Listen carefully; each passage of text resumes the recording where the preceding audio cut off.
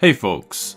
The recently announced Zelda game, Echoes of Wisdom, has been a big breath of fresh air and ended the drought for new Zelda content. It's so refreshing and exciting to have a brand new Zelda game to talk about. It might not be the next big 3D open world adventure, but it's the first brand new top-down Zelda game since 2015. I'm so excited to see what's in store for us as we take on this new adventure playing as Princess Zelda rather than Link. In the reveal trailer, we saw quite a lot, which has resulted in there being many questions and mysteries within the trailer. Obviously, we don't know the answers right now, as the game has literally just been revealed, but that doesn't affect just how interesting some of these curiosities are. And in today's video, we're going to take a look at some of the biggest questions and mysteries from the Echoes of Wisdom trailer.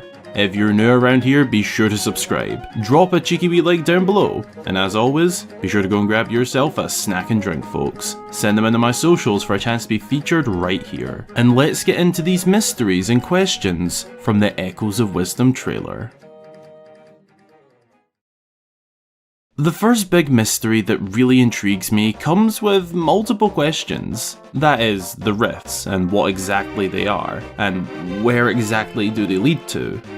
These purple mysterious rifts tearing through parts of Hyrule are the main event occurring in this game. We see the first one open up following a duel between Link and Ganon. As the hero tries to save Princess Zelda, he knocks the beast down, but upon Ganon vanishing, his trident hits the ground, and in what can only be explained as a sort of dark magic, the trident piercing the stone floor and opens up a rift, sucking Link in as he desperately tries to free Princess Zelda. Link is lost to this rift, and Zelda is able to break free from this seal.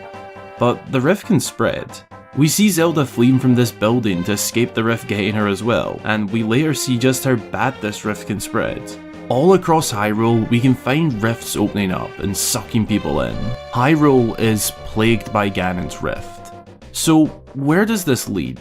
Well, later on in the trailer, we see Princess Zelda traversing what looks like Hyrule, but in a sort of alternative realm. It's the same water, grass and nature, but in a sort of ethereal world with this deep pink-purple void behind it all. It's clearly some sort of alternative version of the world, and reminds me a lot of the Dark World seen in A Link to the Past. To briefly explain that in case you're unaware, in A Link to the Past, the main setting of the game is Hyrule. However, there's an alternative version of the kingdom known as the Dark World, created by Ganon when he breached the Sacred Realm. It's the same rough layout, but some structures are different. The world is a gloomy contrast to its usual self. It's Ganon's version of Hyrule. Now, it also appears that Echoes of the Kingdom...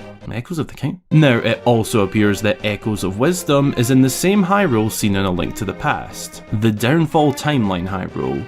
The castle appears the same, as well as locations nearby lining up pretty perfectly. It doesn't necessarily mean this game is a Downfall Timeline game, and trust me, we'll be discussing that too. But as for the rifts and what exactly they lead to, I believe it might be a new take on the Dark World concept, Ganon's version of the kingdom, a corrupt and evil realm. It seems Link has fallen into this, as well as Ganon having escaped into the realm. A really interesting detail on the cover art is that Ganon and Link both have the same purple aura around them. Link looks almost battle ready. It's obviously far too early to tell, but many fans, myself included, believe this might be hinting at a possessed Link. One that we'll need to battle against in order to bring him back to his senses. If this is true, it's likely the influences of this rift realm that causes the hero to become corrupt to Ganon's evil. I'm guessing that this realm will be a new take on the Dark World concept, with the rifts breaking out being entry points to certain areas affected by the evil.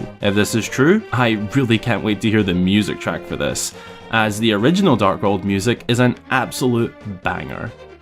Time will tell, but for now, I'm saying that this is going to be a new Dark World. A massive and inevitable question that comes with a new Zelda game is the age-old and forever headache-inducing question: where does this take place in the Zelda timeline?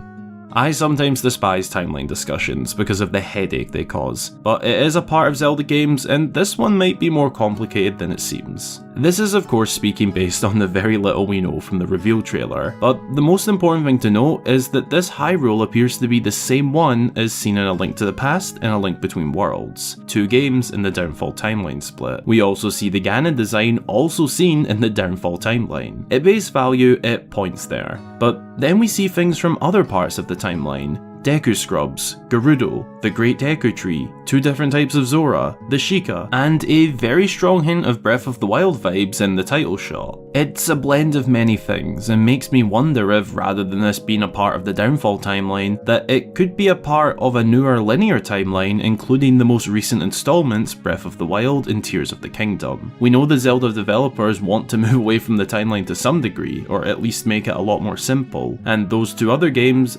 also have blends of stuff from multiple timelines. It's possible if you ask me. There is also the suggestion that this could take place sometime after Link's Awakening, the game where Link gets lost at sea and some stuff happens, and at the end he is back at sea.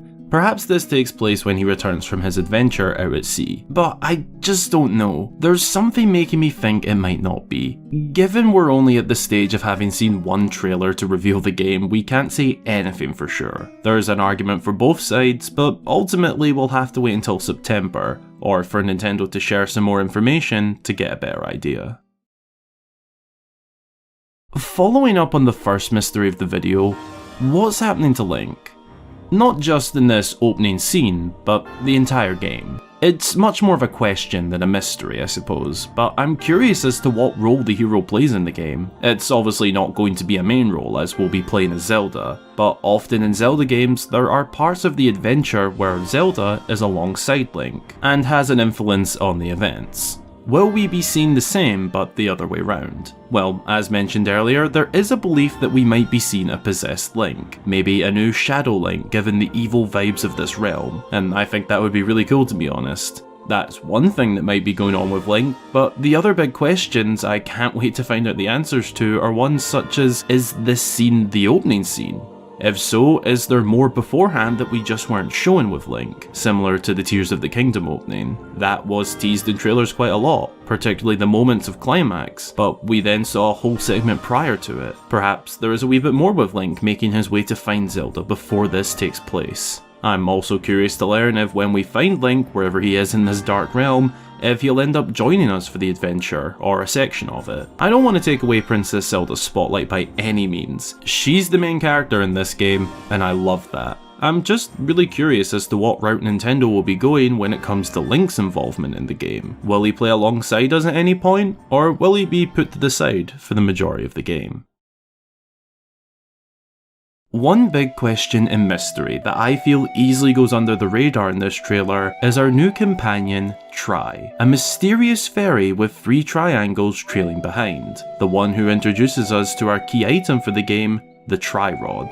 But what exactly is Tri? A fairy is the obvious answer, but it appears there may be more to Tri than just that. The name alone is intriguing, as Tri is the first 3 letters of Triforce, the most sacred relic in the entire Zelda universe. A relic made up of 3 golden triangles, the same as seen trailing behind Tri. So it appears as though there is some connection to the Triforce here. We know Princess Zelda is most associated with the Triforce of Wisdom, hence the name of the game, Echoes of Wisdom. Echoes are exactly what we can create with the Tri-Rod, presented to us by Tri. So is this new mysterious fairy a product of the Triforce itself? Well, in the first few frames of when we see Tri for the first time, Zelda is reaching out to a golden light, another term often used for the Triforce. My guess is that what's going on here is either Zelda summoning this divine help, or the more likely in my opinion, that this divine help has found Zelda.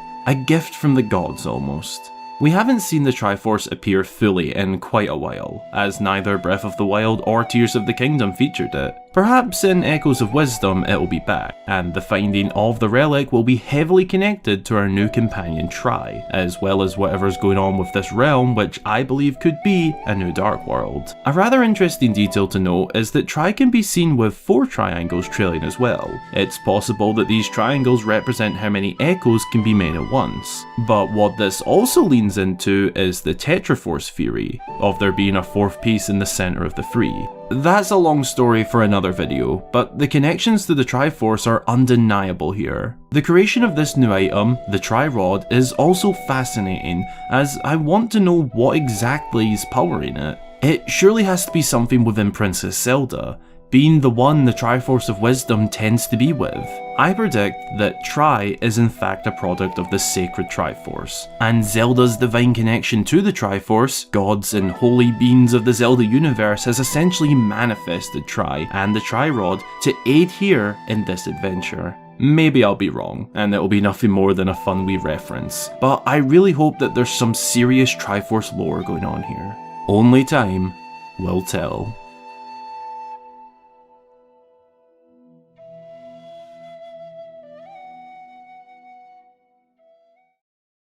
Thanks a ton for watching. What do you think about these questions and mysteries? Are my ideas correct, or could it be something else? I'd love to hear down below in the comments, as well as one thing that you're really excited for with this game. If you enjoyed, be sure to subscribe for more fabulous Zelda content coming your way. Drop a cheeky wee like down below while you're at it, as it really helps the channel out. As always, a massive thanks goes to my channel supporters for helping to make videos like this one all the more possible. I offer a weekly inside scoop post, your name at the end of my videos, and a shout out upon joining if you'd like to become a part of making these videos all the more possible. The supporting links can be found down in the description, as can my socials and Discord server if you'd like to keep up to date with me.